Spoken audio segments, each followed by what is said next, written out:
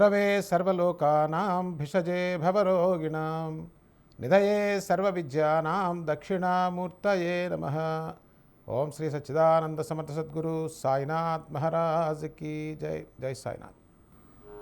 ఎవరికైనా అహంకారం కామన్గా ఉంటుంది. కొందరికో కొద్దిగా జ్ఞానం ఉంటుంది, అంతే కదా. పరిప్రశ్న అంటే పరి అనేది ఉపసర్గ. ఎందుకు వ్యాస భగవానుడు వాడాడో తెలుసా నానా? గురువుకి తెలుసా లేదా అని శోధించడం కాదు. నువ్వు వేసే ప్రశ్న అహంకారపూరితంతో వేసే ప్రశ్న. నీ ప్రశ్న వేస్తే సమాధానం చెప్పాల్సిన అవసరమే లేదు. ఆ ప్రశ్నలతో అహంకారంతో చచ్చిపోతావు. అది తెలుసుకోవాలని జిజ్ఞాసతో, అది తెలియకపోతే నా జీవితానికి పరమార్థం లేదనేటువంటి భావంతో, గురువు యందు సర్వస్వ శరణాగతి భావంతో ప్రశ్నించడమే పరిప్రశ్న. It is not simple questioning. పరిప్రశ్నతో ఎప్పుడైతే నువ్వు ఎవరిని పడితే వాళ్ళని కాదు, తద్విద్ధి ప్రణిపాతేన పరిప్రశ్నేన సేవయ ఉపదేక్షంతితే జ్ఞానం జ్ఞానిన తత్వదర్శన. ఆ తత్వదర్శి అయినటువంటి జ్ఞానిని నీవు ఈ విధంగా ప్రశ్నించినట్టయితే ఆ దర్శించినటువంటి మహనీయుడు నీకు సరియైన మార్గమును చూపించగలడు. ఇంత అద్భుతమైన అర్థాన్ని శ్రీకృష్ణ పరమాత్మ కాక మరి ఎవరు చెప్పగలరు చెప్పండి. అందుచేతనే సాయిబాబా శ్రీకృష్ణ స్వరూపంలో దర్శనం ఇవ్వగలిగింది. ఇది మనందరికీ భగవద్గీతలో ఉన్నటువంటి శ్లోకానికి సాయిబాబా అర్థం చెప్తూ ఇక్కడ ఒక చిన్న ట్విస్ట్ ఉంది. సాయిబాబా ఏం చెప్పారంటే, ఆ తత్వజ్ఞుడైనటువంటి తత్వదర్శి అయినటువంటి మహనీయుడు, ఆ గురువు నీకు జ్ఞానాన్ని కాదు బోధించేది, అజ్ఞానాన్ని బోధిస్తాడు. ఇది చాలా అద్భుతమైనటువంటి వివరణ అండి. ఈ వివరణ మనకు ఎక్కడా కనిపించదు. మన సోకాల్డ్ వివరణ ఇచ్చేవాళ్ళు ఎక్కడా కనిపించదు. పైగా దీని మీద విమర్శ కూడా వాళ్ళు చేయటం నేను విన్నా. ఏమిటంటే వారు అనేది ఏంటంటే, సాయిబాబా అజ్ఞానాన్ని బోధిస్తానని చెప్పారండి, అజ్ఞానం బోధించడం ఎందుకు, మనకు ఉన్నది అజ్ఞానమే కదా అని మాట్లాడారు. అదో పెద్ద అజ్ఞానం. చెప్తాను ఎలాగో. మనకి ఉన్నది అజ్ఞానమని మనకి తెలుసా అండి? మనకున్నదే జ్ఞానమని మనం విర్రవీగుతున్నాం. మనది అజ్ఞానమని తెలిసిన మరుక్షణమే మనం మార్గం మారిపోతాం. మనం మారట్లేదంటే మనకున్నది అజ్ఞానమని మనకు తెలియట్లా. కాబట్టి మనకి తెలియజేయవలసింది ఏంటంటే, మనకున్నది అజ్ఞానమని తెలియజేయటమే గురువు చేసే పని. ఇంకో విషయం తెలుసా అండి? జ్ఞానమును చెప్పడం కుదరదండి. జ్ఞానాన్ని చెప్పడం కుదరదు.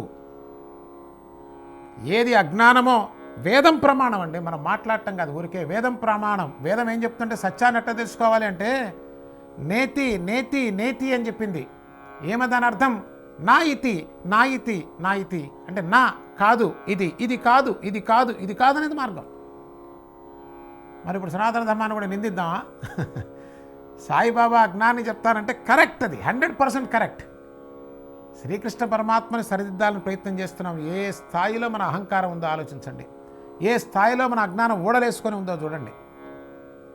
అజ్ఞానంలో ఉన్నది మనం, అహంకారంతో ఉన్నది మనం, నామరూపాలకు కట్టుబడిపోయి ఉన్నది మనం, కండిషన్ అయిపోయింది మనం, కొట్టు మిట్టాడుతుంది మనం, దుఃఖంలో ఉన్నది మనం పరిపూర్ణ స్వతంత్రంలో ఆనందంలో దివ్య తేజస్సుతో విరాజమానమవుతున్న మరొక శ్రీకృష్ణ పరమాత్మ అయినటువంటి సాయిబాబాకి మనం సరిదిద్దే ప్రయత్నం చేస్తున్నామంటే అది ఎంత అజ్ఞానభూయిష్టంగా ఉందో ఆలోచన చేయండి. సహేతుకంగా మాట్లాడాలి. మాట్లాడదంటే అర్థవంతంగా మాట్లాడాలి. ఏది మాట్లాడినా సరే. జ్ఞానం చెప్పడం సాధ్యం కాదండి. Such a huge one you can't explain.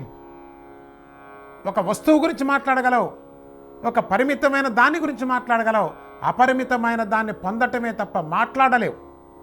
మరి దాని గురించి ఎట్లా తెలుసుకోవాలని అంటే, ఏది కాదో తీసేస్తూ పోతే ఇక తీయటానికి ఏమీ లేదో అది పరమ సత్యం, అది జ్ఞానం.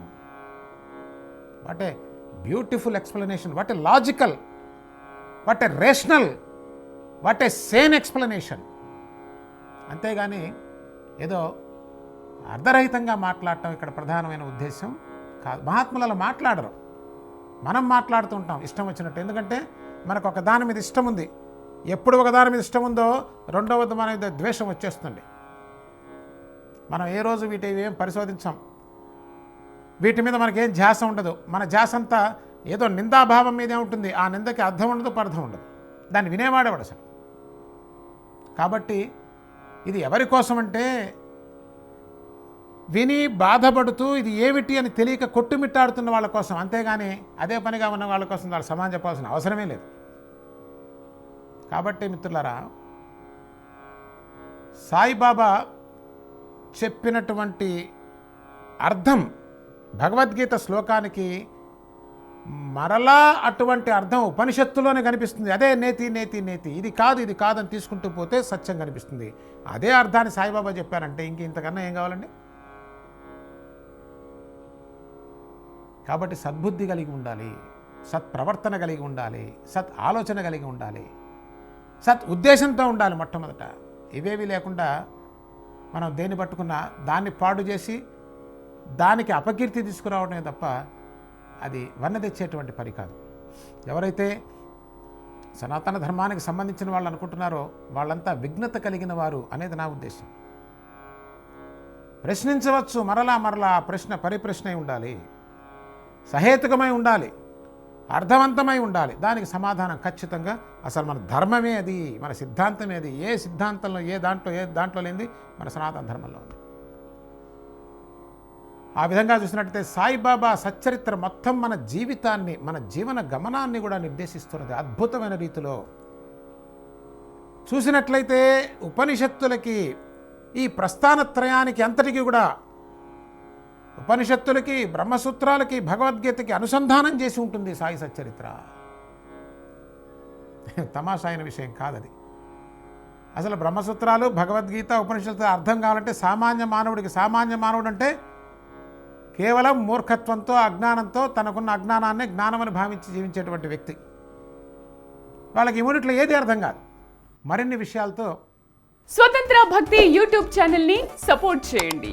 మీకు ఈ వీడియో నచ్చితే లైక్ చేయండి, మీ స్నేహితులకు, శ్రేయోభిలాషులకు షేర్ చేయండి, మీ అభిప్రాయాలను కామెంట్ చేయండి. సబ్స్క్రైబ్ చేయడం మాత్రం మర్చిపోకండి. మరిన్ని వీడియోల కోసం బెల్ సింబల్ ని ప్రెస్ చేయండి. స్వతంత్ర భక్తి ఛానల్ ప్రేక్షకులకు ధన్యవాదాలు. స్వతంత్ర భక్తి YouTube channel, please like, share and subscribe.